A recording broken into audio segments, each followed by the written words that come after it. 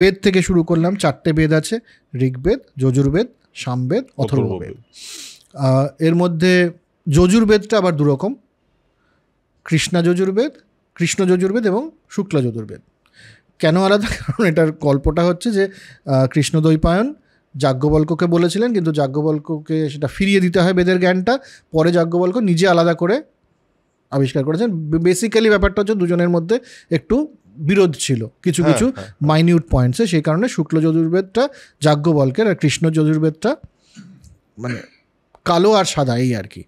তো নর্থ ইন্ডিয়াতে শুক্ল যজুর্বেদটা বেশি মানা হয়, উত্তর ভারতে। দক্ষিণ ভারতে কৃষ্ণ যজুর্বেদটা বেশি মানা হয়।